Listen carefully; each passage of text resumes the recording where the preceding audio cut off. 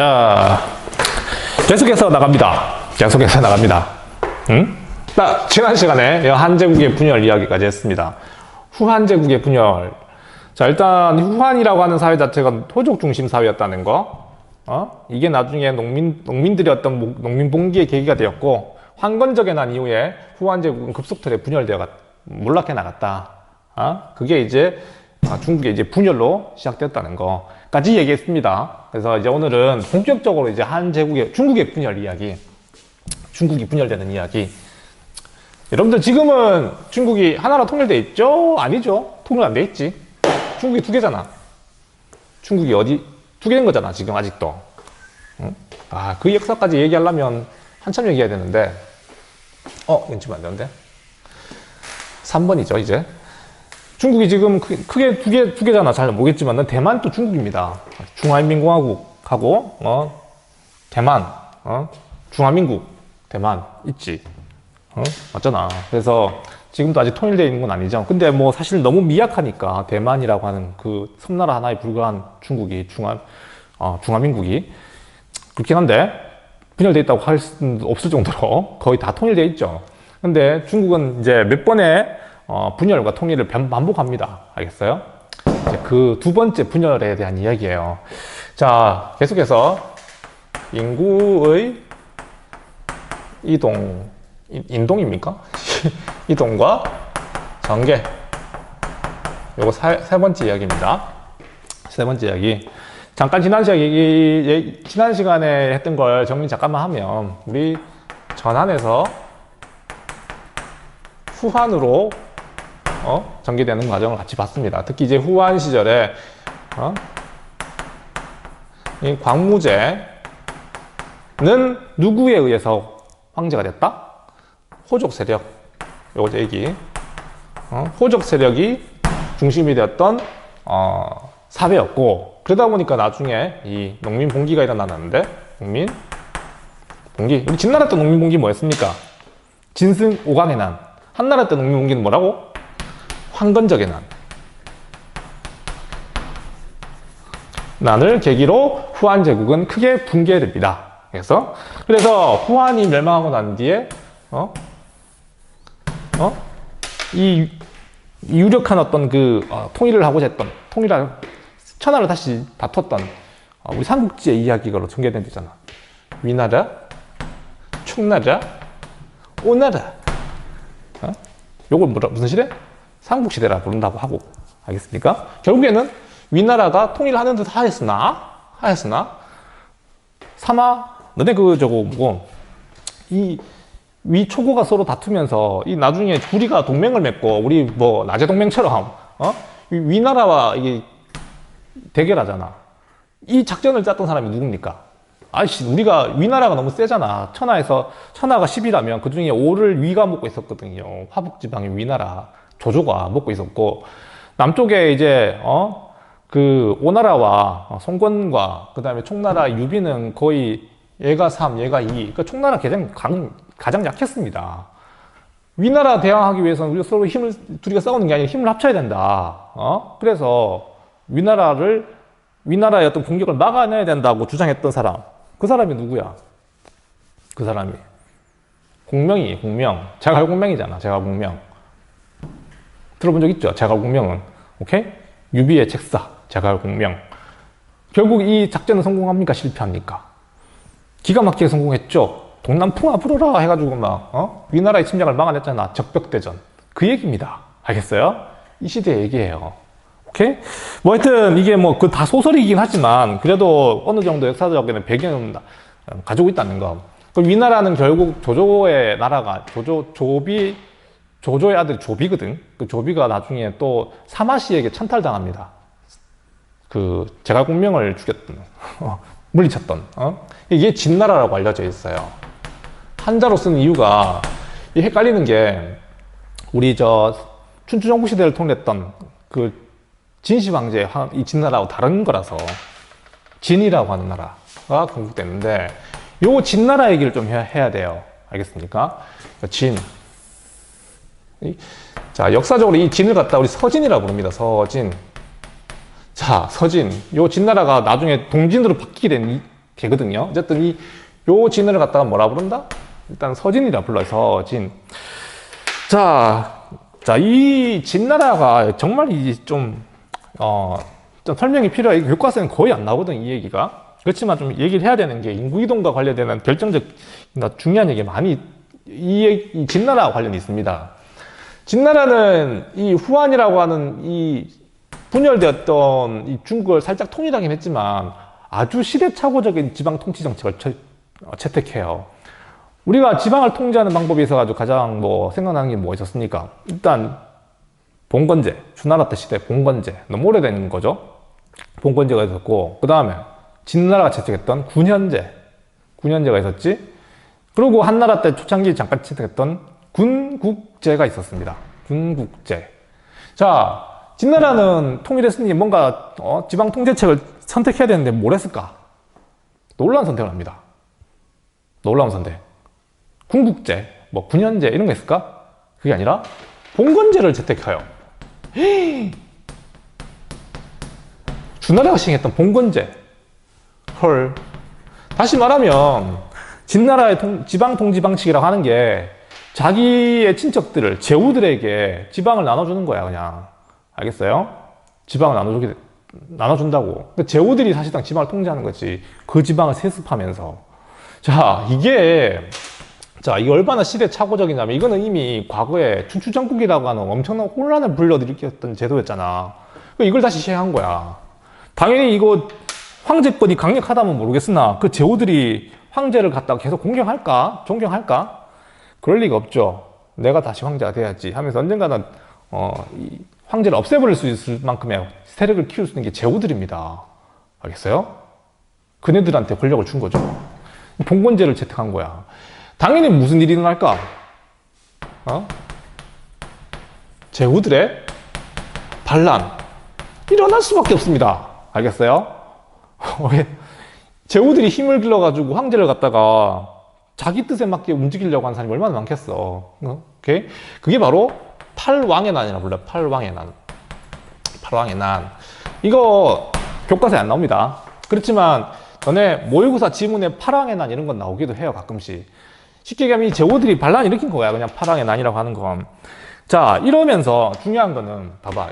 이 제후들은 사실 그 지방에서 다른 제후들과 치열하게 경쟁하는 세력들이야. 황제가 힘이 세가지고 나를 지켜주면 그냥 그 질서에 순응할 수 있겠지만 황제가 힘이 없으면 스스로 내 힘을 길러야 돼. 아빠 엄마가 힘이 좋아가지고 나하고 내 동생이 있거든. 동생이랑 이런 아이들이 나한테 반항하지 못하라고 질서를 잡아주면 내가 그냥 그 질서에 순응하지. 근데 아빠 엄마가 나 신경 안 써. 동생이 지금 내 거 다 먹고 있고 막 힘이 더 세고 지고 있어. 그럼 어떡해? 가만히 있겠냐고. 싸워야 되는데 내가 그만 믿고 가만히 있을 수는 없잖아.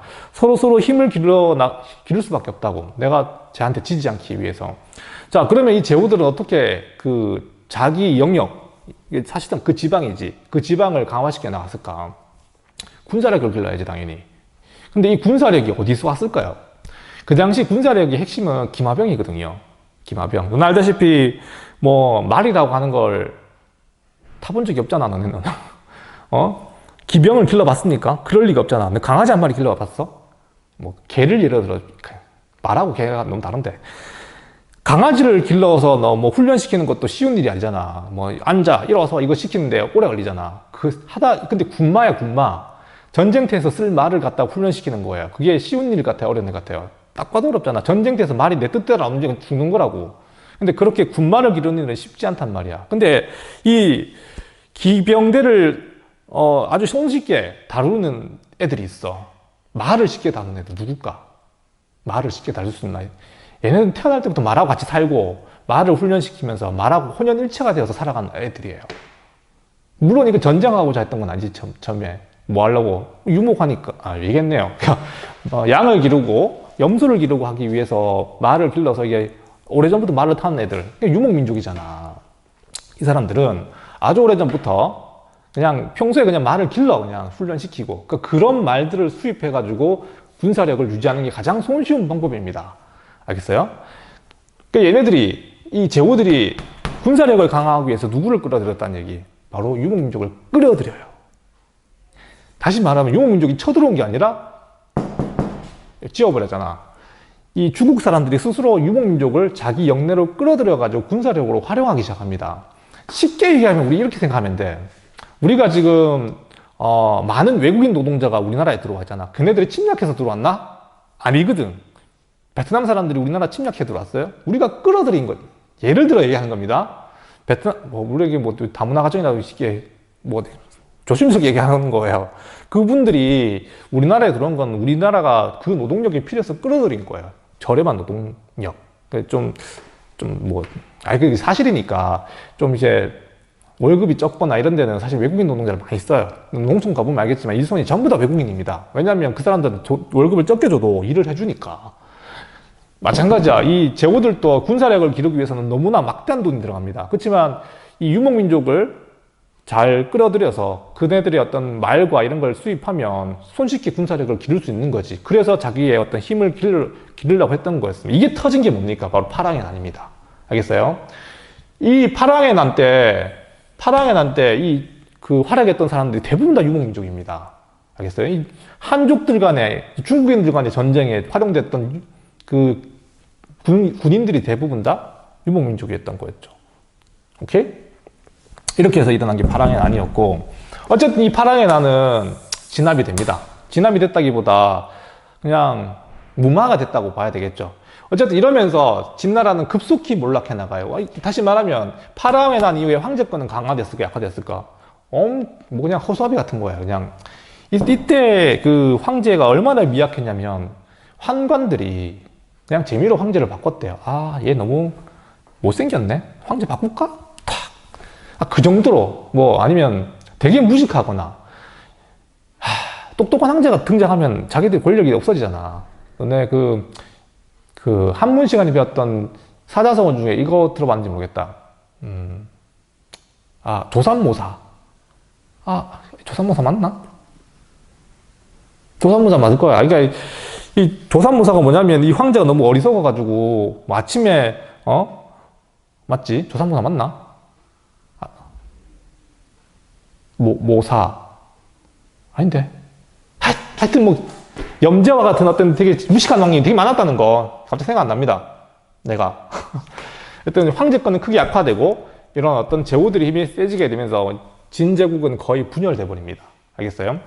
그러면서 이 파랑의 난을 겪으면서 자, 이 당시에 유목민족들 중에 아주 자기의 어떤 힘을 스스로 깨닫겠지. 이럴 수 있잖아. 외국인 노동자들이 들어와서 막 우리나라 경제를 막 이끌어 나가는데, 대한민국 경제는 우리 아니면 안 돌아가네? 우리가 나라 세워버릴까? 그래서 외국인들이 다 일어나가지고 나라 세울 수도 있잖아요. 그러니까 그런 경우하고 똑같은 거야. 이 파랑의 날에 제후들에게 고용되었던 유목민족들이 스스로 독립하기 시작합니다. 알겠습니까? 그게 영가의 난이라고 불러요. 어렵다. 자, 이제 갑자기 어려워지죠? 영가의 난은 유목민족이 일으킨 난이에요. 알겠습니까? 진나라가 이미 지방에 대한 통제권을 상실해버렸고, 제후들 간의 경쟁이 치열해지는 그런 상황에서 유목민족들이 일으킨 난이 바로 영가의 난입니다. 자, 이 유목민족의 대표적인 사람이 바로 이 흉노였어요, 흉노. 이 흉노인들은 과거에 유목국을 하던 사람이었는데, 후한제국 시절부터 서서히 들어와서 살았다 그랬죠. 흉노인이었던 대표적인 유요, 유총, 맞을 거예요.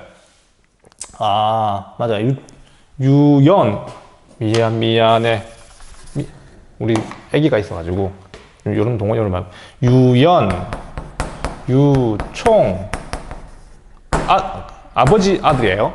이런 애들이 일으킨 게 바로 영가의 난입니다. 함께 일으켰던 게 바로, 갈족이었던, 갈족은 설명 안 했는데, 갈족이었던 성륵. 이런 아이들. 설명해 줄게요. 자, 그래서 흉노족이라든가, 갈족이라든가, 저족이라든가, 흉노, 선비족이라든가, 흉노, 선비, 강족이라든가, 이런 아이들. 자, 처음 들어옵니다. 이런 아이들을 갖다가 유목민족들이었는데, 이 사람들이 중국에 들어와가지고 저마다 이제 봉기해가지고 스스로 나라를 세우는 시대, 그걸 갖다가 5호 16국 시대라 불러요. 자, 흉노, 선비, 저, 갈, 강 얘네들 갖다가 우리는 5호라 부릅니다. 5호. 어렵다. 5호, 5 오랑캐. 알겠습니까? 중국식 그 인식이에요. 중국 사람들이 얘네들 다 오랑캐라 봤거든요. 흉노족, 저족, 갈족, 선비족, 강족, 5 오랑캐들이 난을 일으켜 스스로 이제 나라를 세우는 시대, 5호 16국 시대라 부릅니다. 알겠습니까? 자, 우리 이제 이해됩니까? 이제 인구이동. 중국에서 이루어졌던 3세기에 이루어졌던 인구이동은 중국이 스스로 붕괴되면서 이런 시대 타고적인 정치를 하면서 붕괴되면서 이런 흉노족이라든가 갈족이라든가 저족, 선비족, 강족들이 들어와가지고 중국을 혼란에 빠뜨리는 시대.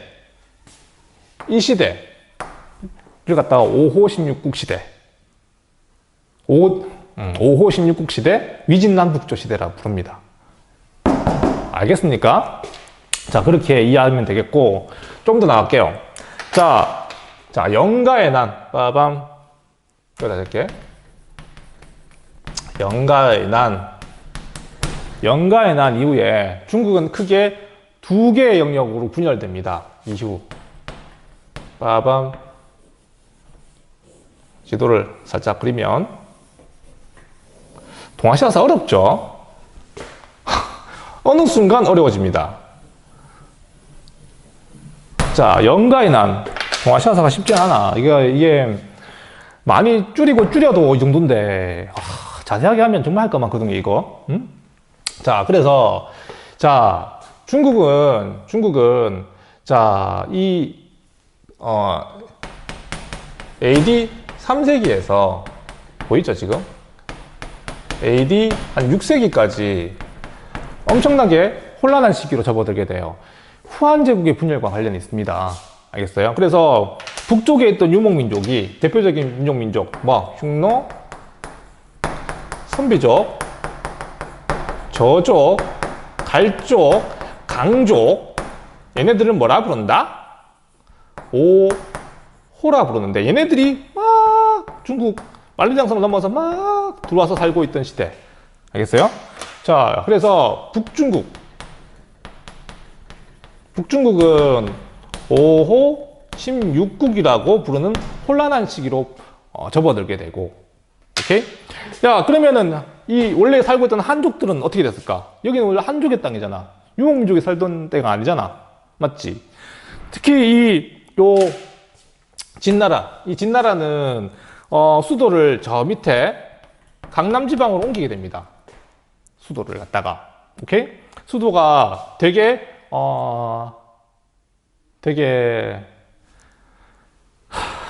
건강해. 수도가 되게 건강하거든. 이게 건강이야, 건강. 헐. 알겠어요? 건강. 다른 말로 건업하기도 합니다. 수도 이름이 건업이에요, 건업. 지금 여기가 어디냐면 남경이라 부르는 곳이야. 남경이, 북경은 알지? 북경에 있으면 또 뭐 있겠노? 남경이 있겠지. 그래, 지금 여기 남경이에요, 남경. 여기가 수도가 되는데, 이쪽으로 누가 옮겨온 거야? 누가? 북쪽에 있던 한족들이 이쪽으로 이주해서 살기 시작해요. 그 여기를 갖다가 동진이라고 해요, 동진. 알겠어요? 강남, 북중국가, 이건, 좁아서 가지고, 진짜. 여기를 이 강남지방이라 부릅니다. 강남지방. 알겠어요? 강남지방에는 동진이 성립하게 되고, 북쪽에는 5호 16국 시대가 전개가 됩니다. 알겠어요? 이게 중국의 무슨 시대? 무슨 시대? 혼란한 시대. 북쪽과 남쪽이 서로 대립하는 시대. 알겠습니까? 북쪽에는 유목민족이 나라 세우고, 남쪽에는 한족들, 진나라의 지배층이었던 사람들이 이주해가지고 살아가는 시대. 그러니까 중국사에서 되게 좀 결정적 계기가 뭐냐면, 중국의 사실 중심은 어딜까? 원래 중심은 당연히 북경 쪽이, 북경도 아니고, 지금 너 잘 모를 겁니다. 장안, 이런 지역, 그러니까 황하의 어떤 중상류 지역, 거기가 중국의 원래 중심이었어요. 근데 그 지역이 누구에게 점령당하고 유목민족에게 점령당하고 한족 지배층들은 강남으로 이주하기 시작합니다. 당연히 이 지역은 사실 낙후된 지역이었어요. 너무 습하고 이러다 보니까 굉장히 좀 개발이 덜 된 지역이었거든. 근데 이 북쪽에 있던 우수한 어떤 농경기술자와 지배층이 대량으로 이주하기 시작하면서 이쪽이 이제 개발되기 시작해요. 지금 중국은 인구가 여기에 많을까, 여기에 많을까? 접대되겠다시피 지금 훨씬 많죠. 문화적으로도 이쪽이 훨씬 뛰어납니다. 뛰어나다기보다는 뭐 어쨌든 더 풍요롭죠. 뭐 상해라든가 이쪽이 더 풍요롭습니다. 가보면 알겠지만 서울보다 몇 배 더 큰 도시예요, 여기 상해가. 북쪽은 아직도 약간 경주 같은 느낌이고 여기는 진짜 그 경제 중심지입니다. 홍콩은 좀 더 밑에 있지만 상해 뭐 이런 데가 전부 다 여기 있잖아요. 본격적으로 개발되기 시작한 게 바로 이때부터입니다. 알겠습니까? 그래서 조금만 더 나가고 마칠게요. 자, 이해됩니까? 영가에 난 이후에 북쪽에 있던 5 오랑캐들이 북중국을 장악했고 얘네들이 여기에서 무려 16개의 나라를 세우면서 혼란기에 빠져버리는 시대. 알겠어요? 그래서 이 16개 이상 되는 이 나라들이 나중에 조금 통일됩니다. 알겠어요? 다음 이제 해야 될 중요한 이야기가 바로 이 북중국을 통일했던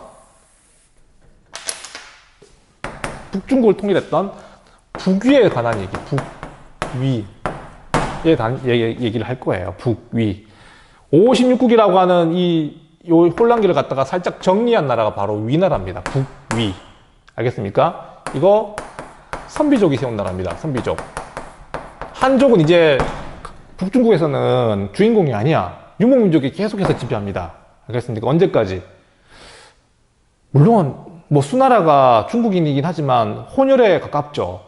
당나라 때까지도 그렇고요. 어쨌든 약간 그 수나라 당나라도 좀 중국인인가 할 정도로 좀 의심스러운 게 많은데 어쨌든 북위가 선비족이 세운 나라입니다. 알겠어요? 자, 그래서 우리는 아까도 얘기했다시피 요 시대를 갖다가 위, 진, 북위, 남쪽에는 이 동진이 오래가지 못하고 또 망해요. 동진 다음에 송나라, 제, 양, 진나라. 그러니까 얘네들은 한족 국가야. 중국인이지. 북쪽에서 도망 쳐내려온 아이들. 얘네들이 계속 나라 세우거든. 오래 가지 못하고 계속 망합니다. 황제권이 약했던 거거든. 그 얘기 나중에 하고. 위진, 여기 뭐라고? 여기, 중국사를 처음 배우니까. 여기를 갖다가, 북쪽. 요걸 갖다가 남조라 불러요. 자, 다시 정리! 자, 이 시대를 뭐라 부른다? 3세기에서 6세기를 갖다가 뭐라 부른다? 중국에서는 위진, 남조, 북조 시대. 위진, 남북조 시대라 불러요. 위진, 남북조 시대라 부릅니다. 개발이 어렵죠? 자, 어쨌든 이 파트는 그러니까 AD 3세기에서 6세기는 중국에서 커다란 어떤 혼란기였다. 북쪽에서 유목민족이 내려와가지고 북중국을 갖다가 혼란에 빠뜨렸고 무려 16개 나라 이상이 난립했던 시대가 있었고 남쪽에 강남 지방에는 한족들이 이주해서 나라를 세우게 되고 강남이 본격적으로 개발되기 시작했다. 여기까지입니다. 알겠습니까? 자, 인구이동과 전개 이런 얘기 했었어요. 아마 다음 시간에 한번 더 해야 될 것 같습니다. 요거 이제 4번까지 해야지 이 북위에 대한 이야기를 해야 되거든요. 북위. 이 사람들은 자, 이 선비족이지만 어디에 살고 있었던 거야? 북중국의 한족과 섞여 살았거든요. 물론 얘네들이 지배층이었고 그 대부분의 피지배층은 누구야? 한족들이었거든. 그 문화가 섞이기 시작합니다. 알겠어요? 그 얘기. 북위는 도대체 어떻게 중국을 통치했을까? 그 얘기를 같이 해보겠습니다. 여기까지.